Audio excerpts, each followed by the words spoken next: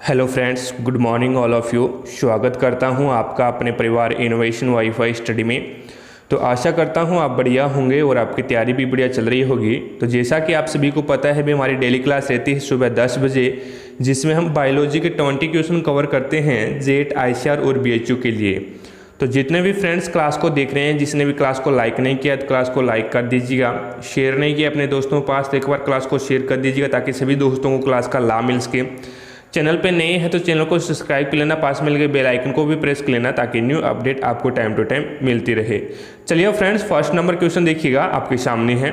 Question है DNA, RNA व histone protein मिलकर क्या बनाते हैं। डीएनए, आरएनए व हिस्टोन प्रोटीन मिलकर क्या बनाते हैं। गुणसूत्र, प्रोटीन, ए व बी दोनों, न्यूक्लिक अम्ल।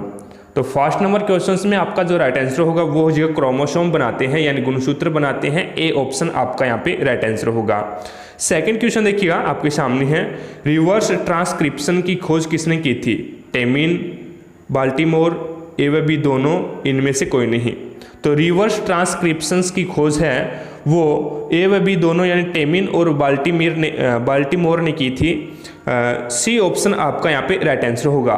टेमिन और बाल्टीमोर ने रिवर्स ट्रांसक्रिप्शन की खोज की थी, ठीक है। और वो कब की थी, 1975 में की थी। बात आगे ना समझे, अगर आपसे पूछ ले कि कब की थी, 1975 में की थी। किसने की थी, टेमिन और बाल्टीमोर ने की थी। क्लियर है यहाँ तक। चलिएगा थर्ड नंबर क्वेश्चन पे चलते हैं।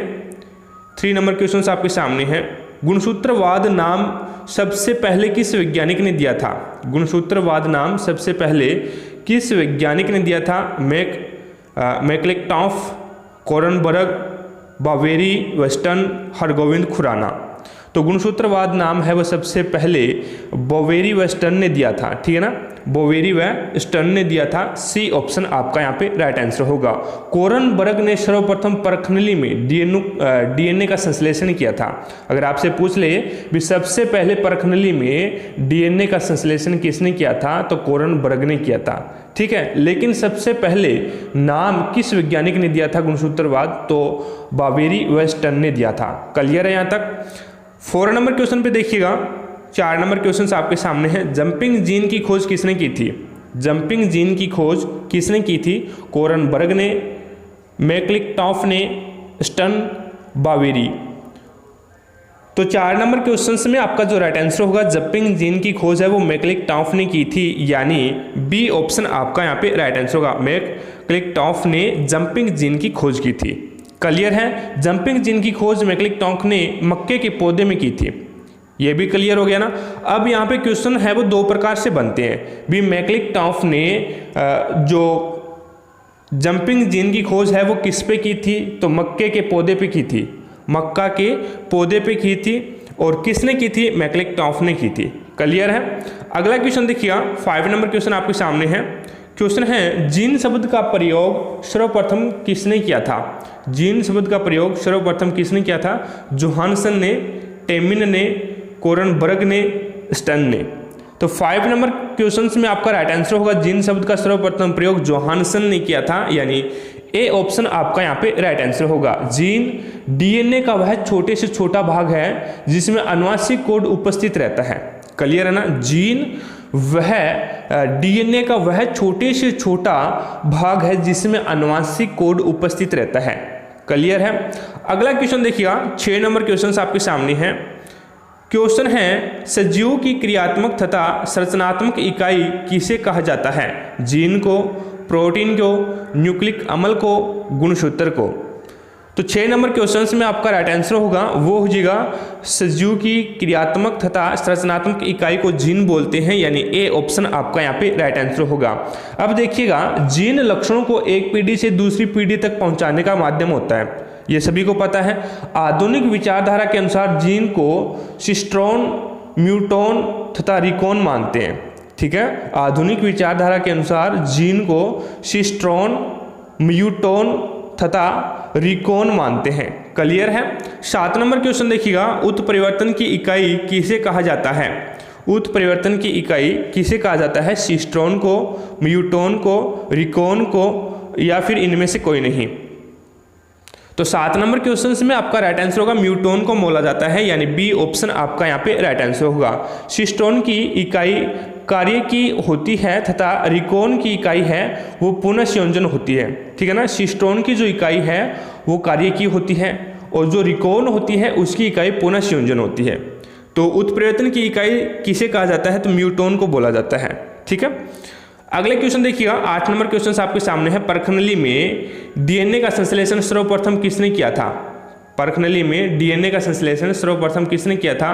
कोरनबर्ग ने, हरगोविंद खुराना ने, स्टर्न व बावेरी ने, बाल्टीमोर ने। तो 8 नंबर क्वेश्चन में आपका राइट आंसर होगा वो हो जाएगा कोरनबर्ग ने, ठीक है ना। परखनली में डीएनए का संश्लेषण सर्वप्रथम किसने किया था? कोरनबर्ग ने किया था, यानी ए ऑप्शन आपका यहाँ पे राइट आंसर होगा। क्लियर है। अगला क्वेश्चन देखिएगा, 9 नंबर क्वेश्चन आपके सामने है। डीएनए से आरएनए के संश्लेषण को क्या कहा जाता है? डीएनए से आरएनए के संश्लेषण को क्या कहा जाता है? अनुलेखन, अनुवाद, टीआरएनए, इनमें से कोई नहीं। तो 9 नंबर क्वेश्चन में आपका राइट आंसर होगा अनुलेखन बोला जाता है, यानी ए ऑप्शन आपका यहाँ पे राइट आंसर होगा। क्लियर है। अगला क्वेश्चन देखिएगा, अगला क्वेश्चन आपके सामने है। एमआरएनए से प्रोटीन संश्लेषण को क्या कहते हैं? एमआरएनए से प्रोटीन संश्लेषण को क्या कहते हैं? अनुवाद, अनुलेखन, ए व बी दोनों, रिवर्स ट्रांसक्रिप्शन। तो 10 नंबर क्वेश्चन में आपका राइट आंसर होगा वो हो जाएगा अनुवाद बोला जाता है, यानी ए ऑप्शन आपका यहाँ पे राइट आंसर होगा। एमआरएनए से प्रोटीन के संश्लेषण को क्या कहते हैं? अनुवाद बोलते हैं, ठीक है ना। अगला क्वेश्चन देखिएगा, 11 नंबर क्वेश्चन आपके सामने है। आरएनए से डीएनए के संश्लेषण को क्या कहते हैं? आरएनए से डीएनए के संश्लेषण को क्या बोलते हैं? अनुवाद, रिवर्स ट्रांसक्रिप्शन, अनुलेखन, इनमें से कोई नहीं। तो 11 नंबर क्वेश्चन में आपका राइट आंसर होगा वो हो जाएगा रिवर्स ट्रांसक्रिप्शन, यानी बी ऑप्शन आपका यहाँ पे राइट आंसर होगा। अगला क्वेश्चन देखिएगा, 12 नंबर क्वेश्चन आपके सामने है। कोशिका विभाजन को सर्वप्रथम किसने देखा था? कोशिका विभाजन को सर्वप्रथम किसने देखा था? ब्रिट्साउ, हावर्ड, पेलक, लेमार्क। तो 12 नंबर क्वेश्चन में आपका राइट आंसर होगा ब्रिट्साउ ने देखा था, यानी ए ऑप्शन आपका यहाँ पे राइट आंसर होगा। कोशिका विभाजन को सर्वप्रथम किसने देखा था? ब्रिट्साउ ने देखा था, ठीक है, 1885 में, 1885 में। क्लियर है ना। अगला क्वेश्चन देखिएगा, 13 नंबर क्वेश्चन आपके सामने है। हावर्ड व पेलक ने कोशिका चक्कर को कितने चरणों में बांटा है? हावर्ड व पेलक ने कोशिका चक्कर को कितने चरणों में बांटा है? 2, 4, 3, 5। तो 13 नंबर क्वेश्चन में आपका राइट आंसर होगा वो हो जाएगा 4 भागों में बांटा है, यानी बी ऑप्शन आपका यहाँ पे राइट आंसर होगा। हावर्ड व पेलक ने कोशिका चक्कर को 4 भागों में बांटा है। अब कौन कौन से भाग है वो देख लीजिएगा। 4 चरण होते हैं। G1 अवस्था, पहली G1 अवस्था, G2 अवस्था, ठीक है, S अवस्था और M अवस्था, ये 4 हैं। G1, G2, S और M। क्लियर है। अगला क्वेश्चन देखिएगा, 14 नंबर क्वेश्चन आपके सामने है। क्वेश्चन है, निम्न में से G1 अवस्था में होता है डीएनए का संश्लेषण, आरएनए तथा प्रोटीन संश्लेषण, विभाजन की तैयारी, कोशिका का विभाजन। तो 14 नंबर क्वेश्चन में आपका राइट आंसर होगा आरएनए तथा प्रोटीन संश्लेषण। आरएनए का तथा प्रोटीन संश्लेषण होता है G1 अवस्था में। क्लियर है ना यहाँ तक। अगला क्वेश्चन देखिएगा, 15 नंबर क्वेश्चन आपके सामने है। क्वेश्चन है, M अवस्था को कितने भागों में बांटा गया है? M अवस्था को कितने भागों में बांटा गया है? 2, 4, 5, 6। तो 15 नंबर क्वेश्चन से में आपका राइट आंसर होगा M अवस्था को 5 भागों में बांटा गया है। सी ऑप्शन आपका यहाँ पे राइट आंसर होगा। अब यहाँ पे देखिएगा, M अवस्था को मैं बोलूँगा माइटोटिक अवस्था, ठीक है ना। M अवस्था को माइटोटिक अवस्था बोलते हैं। इसको हमने 5 भागों में बांटा है। देखिएगा, प्रोफेज पहली होगी, दूसरी होगी मेटाफेज, दूसरी होगी पहली प्रोफेज है, दूसरी एनाफेज है, तीसरी मेटाफेज है और चौथी है वो टीलोफेज है, और 5वीं है वो साइटोकाइनेसिस, ठीक है ना। पहली प्रोफेज, दूसरी एनाफेज, तीसरी मेटाफेज, चौथी टीलोफेज और 5वीं साइटोकाइनेसिस। ये 5 भाग होते हैं माइटोटिक अवस्था के, M अवस्था के, ठीक है ना। अगला क्वेश्चन देखिएगा, 16 नंबर क्वेश्चन आपके सामने है। कोशिका विभाजन कितने प्रकार का होता है? 2, 3, 4, 5। तो कोशिका विभाजन है वो 3 प्रकार का होता है, ठीक है ना। कोशिका विभाजन 3 प्रकार का होता है। एक होता है असूत्री विभाजन, एक होता है समसूत्री विभाजन और एक होता है अर्धसूत्री विभाजन। असूत्री, समसूत्री और अर्धसूत्री 3 प्रकार का होता है। क्लियर है? अगला क्वेश्चन देखिएगा, 17 नंबर क्वेश्चन आपके सामने है। असूत्री विभाजन कौन सी कोशिका में पाया जाता है? असूत्री विभाजन कौन सी कोशिका में पाया जाता है? प्रोकैरियोटिक कोशिका में, यूकैरियोटिक कोशिका में, ए व बी दोनों, इनमें से कोई नहीं। तो 17 नंबर क्वेश्चन में आपका जो राइट आंसर होगा वो हो जाएगा प्रोकैरियोटिक कोशिकाओं में, ठीक है ना। असूत्री विभाजन है वो प्रोकैरियोटिक कोशिकाओं में पाया जाता है। ए ऑप्शन आपका यहाँ पे राइट आंसर होगा। जैसे मैं आपको बता दूं भी, असूत्री विभाजन अविकसित कोशिकाओं में होता है, जैसे अमीबा है, जीवाणु है, यीस्ट है, प्रोटोजोआ है, नीलहरित शैवाल है, आदि में क्या है? असूत्री विभाजन होता है, ठीक है ना, अविकसित कोशिकाओं में।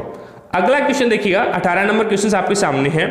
डीएनए तथा स्टोन प्रोटीन कोशिका चक्कर की किस अवस्था में बनते हैं? डीएनए तथा स्टोन प्रोटीन कोशिका चक्कर की किस अवस्था में बनते हैं? एस प्रावस्था, एम प्रावस्था, G1 प्रावस्था, G2 प्रावस्था। तो 18 नंबर क्वेश्चन में आपका राइट आंसर होगा वो हो जाएगा एस प्रावस्था में बनते हैं, यानी ए ऑप्शन आपका यहाँ पे राइट आंसर होगा। 19 नंबर क्वेश्चन देखिएगा आपके सामने है। क्वेश्चन है, कैंसर होता है, कैंसर होता है सूत्री विभाजन से, असूत्री विभाजन से, अर्धसूत्री विभाजन से, कोई नहीं। तो देखिएगा कैंसर होता है वो होता है सूत्री विभाजन से होता है, ठीक है ना, सूत्री विभाजन से होता है। ए ऑप्शन आपका यहाँ पे राइट आंसर होगा। और सूत्री विभाजन को नियंत्रण करने वाली प्रक्रिया के बंद होने के कारण होता है, ठीक है ना। सूत्री विभाजन को नियंत्रण करने वाली प्रक्रिया के बंद होने के कारण कैंसर होता है, ठीक है। अगला क्वेश्चन देखिएगा, आज की क्लास का लास्ट क्वेश्चन है। क्वेश्चन है, जाइगोट में किस प्रकार का कोशिका विभाजन होता है? जाइगोट में किस प्रकार का कोशिका विभाजन होता है? असूत्री विभाजन, सूत्री विभाजन, अर्धसूत्री विभाजन, इनमें से कोई नहीं। तो 20 नंबर क्वेश्चन में आपका राइट आंसर होगा जाइगोट में सूत्री विभाजन होता है, सूत्री विभाजन होता है, यानी बी ऑप्शन आपका यहाँ पे राइट आंसर होगा। क्लियर है? शरीर में घावों का भरना सूत्री विभाजन का ही कारण है, ठीक है।